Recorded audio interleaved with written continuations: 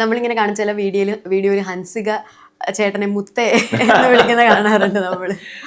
അവളൊരു അസാമാന്യ ക്യാരക്ടർ. അവള് ജീവിതത്തിൽ ജനിച്ച് 1.5 വയസ്സായപ്പോഴത്തേക്ക് അവൾക്ക് വലിയൊരു ഹെൽത്ത് ഇഷ്യൂ വന്നു. കുറച്ച് കാലം അവൾ അതിൻ്റെ സഫർ ചെയ്തതാണ്, വളരെയധികം വേദന സഫർ ചെയ്തതാണ്, ധാരാളം മെഡിസിൻസ് ബോഡി കയറിയതാണ്. പക്ഷെ അവൾ അസാമാന്യമായൊരു ബാലൻസ് ചെയ്ത് ചിന്തിക്കുന്ന ഒരാളാണ്. അതായത് ഒരാളോടും വഴക്കൂടുന്ന കണ്ടിട്ടില്ല. ഞങ്ങൾ തന്നെ വീട്ടിൽ ആരെങ്കിലും വഴക്കുണ്ടാക്കിയാൽ അതിനൊരു സമാധാനം ഉണ്ടാക്കാൻ വരുന്ന ഒരാളാണ്. അവൾ ഇടപെടുമ്പോൾ എന്തോ പ്രശ്നം അവിടെ അവസാനിക്കാറുമുണ്ട്. അതെന്താണെന്നറിയില്ല. അതുകൊണ്ട് ഞാൻ നേരത്തെ പറഞ്ഞു തരിക, പ്രായം കൊണ്ട് ഞാനും അവൾ തമ്മിൽ ഏകദേശം വലിയൊരു വ്യത്യാസമുണ്ടല്ലോ. ഇന്നിപ്പോൾ അവൾക്ക് 20 വയസ്സ്, എനിക്ക് 57, മേ ബി 37 വയസ്സ് വ്യത്യാസമുണ്ട്. പക്ഷെ എൻ്റെ വളരെ മുകളിൽ നിൽക്കുന്ന പോലെ എനിക്ക് തോന്നാറുണ്ട്. പലപ്പോഴും സിന്ധുവിനെ വിളിക്കുന്ന സിന്ധു വിളിക്കുന്നത് ചിലർക്കത് അലോസരപ്പെടുത്തുന്ന രീതിയിലാവും. അത് ഇഷാനി അങ്ങനെയാണ്, എല്ലാരും അങ്ങനെ തന്നെ വിളിക്കുന്നത്. ഓരോരുത്തരുടെ ഇഷ്ടം അവരുടെ കംഫർട്ടുമാണ്. അല്ല, നമുക്കത് കാണുമ്പോൾ ഒരു ഫ്രണ്ട്ലി പാരന്റൽ വൈബ് പാരന്റ്സ് നല്ല വഴക്കൂടും, ഞങ്ങൾ നല്ല ചീത്ത കൊടുക്കാറുണ്ട്. അതൊക്കെ വേറെ വിഷയം കേട്ടോ. പക്ഷെ ഈ അടുത്ത കാലത്തൊക്കെ അവരങ്ങ് വളരെ പക്വത വന്ന പോലെ നമുക്കൊന്നും ഒരു വഴക്ക് കൂടാനൊരു ചാൻസ് പോലും തരുന്നില്ല. ഇതൊക്കെ ഒരു അനുഗ്രഹമാണ്, അല്ലെ വേറെ ഒന്നുമില്ല, ഭാഗ്യമാണ്. ഇപ്പോൾ ഹൻസികയുടെ കാര്യം പറഞ്ഞപ്പോൾ അതുമായിട്ട് കണക്ട് ചെയ്യാന്നുണ്ടെങ്കിൽ, ഇപ്പോൾ നിങ്ങളുടെ വീട്ടിൽ ചെറിയ കുട്ടി തൊട്ട് യൂട്യൂബ് ചാനലുണ്ട്. അപ്പം ഫിനാൻഷ്യൽ മാനേജ്മെന്റ് എങ്ങനെയാ? കോളേജിൽ പോകുന്ന കുട്ടിക്ക് അടക്കം ഫിനാൻഷ്യൽ അതായത് അക്കൗണ്ടിലേക്ക് പൈസ വീഴുകയാണല്ലോ വീഡിയോസ് ഇടുന്നതനുസരിച്ച്. യൂട്യൂബ് റവന്യൂ വീഴുകയാണല്ലോ. അപ്പോൾ ഒരു ഫിനാൻഷ്യൽ കൺട്രോൾ ഒക്കെ ഉണ്ടോ? എങ്ങനെയാന്നൊക്കെ ഉള്ളത് പാരൻസ് ഇടപെടാറുണ്ടോ? ഫിനാൻഷ്യൽ ഡിസിപ്ലിൻ എന്ന് പറയും. ഡിസിപ്ലിൻ ജീവിതത്തിൽ ഏത് മേഖലയിൽ നമുക്ക് ഒരു അച്ചടക്കം വേണം. അച്ചടക്കം ഉണ്ടെങ്കിൽ കാര്യങ്ങൾ ഭംഗിയാവും. അപ്പോൾ ആദ്യം തന്നെ നമ്മളെപ്പോഴും ഇന്ന് നമുക്ക് ഓഡിറ്റേഴ്സ് ഉണ്ട്, ചാർട്ടേഡ് അക്കൗണ്ടൻസ്, ഇഷ്ടംപോലെ ആൾക്കാരുണ്ട്. അവരുമായി ബന്ധപ്പെട്ട് തന്നെ നമ്മൾ പോകണം. രണ്ടാമത്തെ വിഷയം, വീട്ടിൽ ആരെങ്കിലും ഒരാൾ ഇതിനെ കൺട്രോൾ ചെയ്യണം. ഫോർ എക്സാമ്പിൾ, എപ്പോഴും ഈ മാനേജ്മെൻറ്റ് കാര്യത്തിൽ സ്ത്രീകൾക്ക് അസാമാന്യ കഴിവാണ് പുരുഷന്മാരെക്കാൾ. പുരുഷന്മാർ മോശം എന്നല്ല. അപ്പോൾ വീട്ടിലെ എല്ലാ കാര്യങ്ങളും നിയന്ത്രിക്കുന്നത്, ഫിനാൻഷ്യൽ കാര്യങ്ങൾ നിയന്ത്രിക്കുന്നത് സിന്ധുവാണ്. ഞങ്ങൾ 6 പേരുടെയും കാര്യങ്ങൾ. Plus V have A nice ഒരു ചാർട്ടേഡ് അക്കൗണ്ട് കമ്പനിയുണ്ട്, ഓഡിറ്റിംഗ് കമ്പനിയുണ്ട്. അപ്പോൾ കൃത്യമായി ടാക്സ് അടച്ചു പോവുക, കൃത്യമായി എല്ലാ സംഭവവും റിട്ടേൺസ് ഫയൽ ചെയ്യുക. അങ്ങനെ ജീവിച്ചു കഴിഞ്ഞാൽ, ഒരു ചിട്ടയും ശീലവും തുടക്കത്തിൽ വെച്ച് കഴിഞ്ഞാൽ ഇറ്റ്സ് വെരി സിമ്പിൾ. ഒന്നുമില്ല, ഇത്ര രൂപ വരുമാനം വരുന്നു, അതിൻ്റെ ഇത്ര രൂപ ടാക്സാണ്, അത് കൃത്യമായിട്ട് അടച്ച് എല്ലാത്തിനും റെസീറ്റ് കംപ്ലീറ്റ് നമ്മൾ ഫയൽ ചെയ്ത് സൂക്ഷിച്ച് വെച്ചാൽ ജീവിതത്തിലൊരു ഡിസിപ്ലിൻ ഓട്ടോമാറ്റിക്കലി വന്നോളും. അതുകൊണ്ട് ഫിനാൻഷ്യൽ ഡിസിപ്ലിൻ, ഇതിപ്പോൾ ആര് കേൾക്കുന്നുണ്ടെങ്കിലും കൊച്ചുകുട്ടികളാണെങ്കിലും എല്ലാവരും മനസ്സിലാക്കേണ്ട ഒരു ഫിനാൻഷ്യൽ ഡിസിപ്ലിൻ നമുക്ക് ആവശ്യമാണ്. എല്ലാ മേഖലകളിലും ഡിസിപ്ലിൻ വേണം. Financial discipline is very important. അതിൽ ചെറിയ തകരാറ് വന്നതാണ് മകൾ ദിയയുടെ സ്ഥാപനത്തിലുണ്ടായ പ്രശ്നത്തിൻ്റെ ഒരു കാരണം. എന്ന് വെച്ച് അവിടെ നിന്ന് പണം മോട്ടിച്ചവരെ നല്ലതെന്ന് പറയുകയല്ല, അവിടെ ഒരു ചെറിയ ഡിസിപ്ലിൻ ഇഷ്യൂ ഉണ്ടായി. അതെ, ഇങ്ങനെ ഒരു മാസം കൊടുക്കുവോ, ഇത്ര സ്പെൻഡ് ചെയ്താൽ മതി, ബാക്കി സേവ് ചെയ്യണം, അങ്ങനെയൊക്കെ സിന്ധു ചേച്ചി റൂൾ വെക്കുവോ? അങ്ങനെ യാതൊരു നിയന്ത്രണവും ഇല്ല. കാരണം വെച്ച് കഴിഞ്ഞാൽ നമുക്ക് ചിലവാക്കി വരുമാനം ഉണ്ടാക്കാൻ പറ്റും. അപ്പോൾ ഇതിനകത്ത് നമ്മൾക്കിപ്പോൾ 100 രൂപ വരുമ്പോൾ ചിലപ്പോൾ 60-70 രൂപ വരെ ചില കാര്യങ്ങൾക്കായിട്ട് സ്പെൻഡ് ചെയ്യേണ്ടി വരും.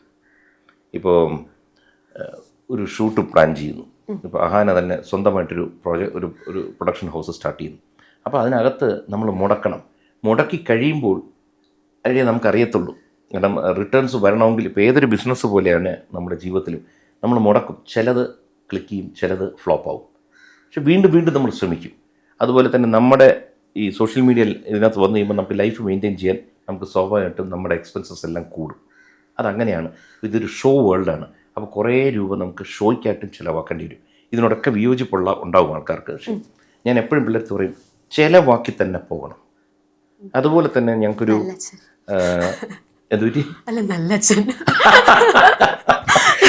എൻ്റെ വീട്ടിലൊന്ന് കേൾപ്പിച്ചു കൊടുക്കണം.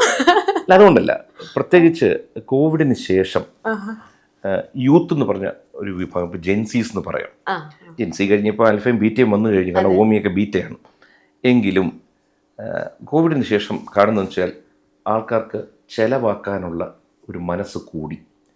സമ്പാദിച്ച് വെച്ചിട്ട് വലിയ കാര്യമില്ല എന്ന് പിടികിട്ടി. കോവിഡ് വലുതായിട്ട് പഠിപ്പിച്ചു. 2, യൂത്ത് എന്ന് പറഞ്ഞവർ അവർക്ക് ചിലവാക്കുന്നതിനോട് താല്പര്യമുള്ളവരാണ്. കാരണം എനിക്ക് ഈ യുവാക്കൾ, എൻ്റെ മക്കളെല്ലാം കാണുമ്പോൾ എനിക്ക് വലിയൊരു ആഗ്രഹം ഒന്നുകൂടി ജനിച്ച് ഇതുപോലെ ജീവിക്കണമെന്ന്. കാരണം വെച്ച് കഴിഞ്ഞാൽ ചിലവാക്കാൻ അവർ പണം ഉണ്ടാക്കിയിട്ട് അത് ചിലവാക്കണം. അപ്പോഴാണല്ലോ രാജ്യത്ത് തന്നെ മാറ്റം വരുന്നത്. നമ്മളെല്ലാവരും സമ്പാദിച്ചു വെച്ചുകൊണ്ടിരുന്ന ഈ പൈസ ഒരിടത്ത് സ്റ്റാഗ്നൻ്റ് ആയിട്ടിരിക്കുകയല്ലേ. അതുകൊണ്ട് ചിലവാക്കണം. ഇപ്പം നേരത്തെ പറഞ്ഞതിനകത്ത് വെച്ചാൽ നമുക്ക് നമ്മുടെ വരുമാനത്തിൻ്റെ നല്ലൊരു ഭാഗം നമ്മൾ ചിലവാക്കി തന്നെ ജീവിക്കണം. ലോകം സഞ്ചരിക്കാറുണ്ട് ഇവരെല്ലാവരും. സഞ്ചരിക്കുന്നു, അവിടെ പോയി വീഡിയോ ഇടുന്നു, ആ വീഡിയോയിലൂടെ അവർക്കും അറിവ് കിട്ടുന്നു, മറ്റു പലർക്കും അറിവ് കൊടുക്കാൻ പറ്റും. അതുപോലെ തന്നെ പല പ്രോഡക്ട്സിൻ്റെ ആഡ് വരുമ്പോൾ ഇവിടെ ഷൂട്ട് ചെയ്യുന്നവരും യാത്ര ചെയ്യുമ്പോൾ ആ ഭാഗത്ത് പോയി ഷൂട്ട് ചെയ്യും. അപ്പോൾ ആ പ്രോഡക്റ്റിന് അവരും ഹാപ്പിയാവും. ഒരു ബെറ്റർ ലൊക്കേഷനിൽ വെച്ച് ഷൂട്ട് ചെയ്തു. അപ്പോൾ ഇങ്ങനെ പിള്ളേർക്ക് എപ്പോഴും പറഞ്ഞു വെക്കും, keep moving, keep spending, life happy ആവണം. പ്ലസ് ഒരു കാര്യം, ഉണ്ടാക്കുന്ന വരുമാനം മുഴുവൻ നമ്മുടേതല്ല. അതുകൊണ്ട് ഒരു 10%, അതുകൊണ്ടാണ് we have a charity organisation called അഹാദിഷിക ഫൗണ്ടേഷൻ, അതിലോട്ടും 10% തന്നേക്കണം. കാരണം അത് എന്നും മാറ്റി വെച്ചോണം. കാരണം പലർക്കും തോന്നും ഞാൻ ഉണ്ടാക്കിയതാണ്. അല്ല, അത് വന്നു കയറിയതാണ് പൈസ. അപ്പം അതിൻ്റെ ഒരു ഭാഗം സമൂഹത്തിലോട്ടും പോകണം. നമുക്ക് റോൾ റിവേഴ്സിങ് എന്ന് പറഞ്ഞതുപോലെ, അപ്പോൾ പണ്ടൊക്കെ പറഞ്ഞിരുന്നത് കൃഷ്ണകുമാറിൻ്റെ മക്കൾ എന്നാ. ഇപ്പൊ പറയും കൃഷ്ണകുമാർ അഹാനയുടെ അച്ഛൻ, അല്ലെങ്കിൽ ഇഷാനിയുടെ അച്ഛൻ, ദിയയുടെ അച്ഛൻ എന്ന് പറയും. അപ്പോൾ ആസ് എ പേരന്റ് സാർ അത് എൻജോയ് ചെയ്യുന്നുണ്ടോ ആ ഒരു റിവേഴ്സ് പരിപാടി? നമ്മുടെ മക്കൾ എന്ന് പറയുന്ന എല്ലാവർക്കും പ്രഷ്യസ് ആണല്ലോ. നമ്മളിലൂടെ അവരറിയപ്പെട്ടു, അവരിലൂടെ തിരിച്ചറിയപ്പെടാൻ കഴിഞ്ഞാൽ അതൊരു വലിയ ഭാഗ്യമാണ്, അനുഗ്രഹമാണ്. വീണ്ടും എനിക്കതിനകത്തൊരു സ്പെഷ്യൽ സംഭവിച്ചത്, അതെല്ലാം കഴിഞ്ഞ് ഇപ്പോൾ ഓമിയുടെ അപ്പൂപ്പൻ എന്ന് പറഞ്ഞ് അറിഞ്ഞു തുടങ്ങിക്കഴിഞ്ഞു. അതൊരു ഭാഗ്യമാണല്ലോ. കാരണം വെച്ച് കഴിഞ്ഞാൽ ഞാൻ വർഷങ്ങൾക്ക് മുമ്പ് ഞാൻ ഫേസ്ബുക്കിൽ എഴുതിയിട്ടുണ്ടായിരുന്നു മാറുന്ന മേൽവിലാസങ്ങൾ എന്ന് പറഞ്ഞു. കാരണം അന്ന് ആദ്യം ജനിക്കുമ്പോൾ എൻ്റെ അച്ഛൻ്റെ അമ്മയുടെ പേരിലാണ് അറിയപ്പെട്ടത്. ഇന്നാളുടെ മോനാണ് എന്നൊക്കെ പറഞ്ഞിരുന്നു. കുറച്ച് കഴിഞ്ഞ് ടി വിയിൽ വന്ന് കുറച്ച് പേരൊക്കെ വന്നപ്പോഴത്തേക്ക് അച്ഛനോട് പറയാൻ തുടങ്ങി, കൃഷ്ണകുമാറിൻ്റെ അച്ഛനാണല്ലേ, നമ്മൾ ഈ കോളനിയിൽ വെച്ച് കാണുമെന്ന് എനിക്ക് അറിയില്ലായിരുന്നു. അപ്പോൾ ഒരു അഡ്രസ്സ് മാറി, എനിക്കൊരു അഡ്രസ്സ് കിട്ടി. ഇത് കഴിഞ്ഞ് സിനിമയിലൊക്കെ വന്നപ്പോഴത്തേക്ക് നമുക്കൊരു എസ്റ്റാബ്ലിഷ്ഡായി, കൃഷ്ണകുമാർ. അത് കഴിഞ്ഞ് കൃഷ്ണകുമാറിൻ്റെ ഭാര്യ, കൃഷ്ണകുമാറിൻ്റെ മക്കൾ. ഇന്ന് ആ 5 സ്ത്രീകളും അവരുടേതായ അധ്വാനവും അവരുടെ ഭാഗ്യവും കൊണ്ട് അവർക്കൊരു മേൽവിലാസം കിട്ടിയപ്പോൾ എത്രയോ സ്ഥലങ്ങളിൽ ഹൻസിക ചേച്ചിയുടെ അച്ഛനല്ലേ എന്ന് വരെ കൊച്ചുകുട്ടികളെന്ന് ചോദിക്കും, അങ്കിളല്ലേ ഹൻസിക ചേച്ചിയുടെ അച്ഛൻ. അത് കഴിഞ്ഞാണ് ഈ മകളുടെ ഇഷ്യൂ വന്ന് പുതിയൊരാൾ ജനിച്ച് ഓമിയുടെ വന്നപ്പോൾ ഇപ്പോൾ ഓമിയുടെ അപ്പൂപ്പൻ എന്ന് പറയുന്നതിനേക്കാൾ ഓമിയുടെ വിശേഷങ്ങൾ വന്ന് ചോദിക്കുന്നുണ്ട്. ഇതൊക്കെ നമുക്ക് വളരെ വലിയ അഭിമാന നിമിഷങ്ങളാണ്. അതുകൊണ്ട് എനിക്ക് ഒരുപാട് നന്ദി പറയാനുണ്ട് പലരോടും. കാരണം വെച്ച് കഴിഞ്ഞാൽ ഇതൊക്കെ എന്തുകൊണ്ടാണ് സംഭവിക്കുന്നത് വെച്ചാൽ, മക്കളൊക്കെ പോസ്റ്റ് ചെയ്യുന്ന വീഡിയോസ് ആൾക്കാർ കാണുന്നു, എൻജോയ് ചെയ്യുന്നു, നമ്മളോടൊരു ഇഷ്ടമുണ്ട്. അതുകൊണ്ടാണല്ലോ എപ്പോഴും ഞാൻ ഈ ഭാഗ്യം അനുഗ്രഹം എന്ന് പറയാൻ കാര്യം വെച്ച് കഴിഞ്ഞാൽ, gratitude is riches and complaint is poverty എന്നൊരു വേർഡ് പല കുട്ടികൾക്കും അറിയാം. ഇതൊരു ബുക്കിൽ വന്നതാണ്. ഈ ഉപകാരസ്മരണ എന്ന് പറയുന്നൊരു സാധനമാണ്. നമ്മളെപ്പോഴും നമുക്ക് വന്ന ഉപകാരങ്ങളും ചെയ്തവരെയും നമ്മൾ സ്മരിക്കണം. അത് ധനത്തിന് തുല്യമാണ്. അതുപോലെ പരാതികളുണ്ടെങ്കിൽ, പോരായ്മകളും പരാതികൾ എല്ലാവർക്കും ഉണ്ട്, അതിനെപ്പറ്റി പറയാതിരിക്കുക. കാരണം കംപ്ലൈൻറ്റ് ഈസ് പോവർട്ടി, ദാരിദ്ര്യത്തെ വിളിച്ചു വരുത്തും. അതുകൊണ്ട് ഇത് വീണ്ടും ഞാൻ പറയാൻ കാര്യം വെച്ച് കഴിഞ്ഞാൽ, ഉപകാരസ്മരണ ധനമാണ്. ധാരാളം ധനം വരട്ടെ.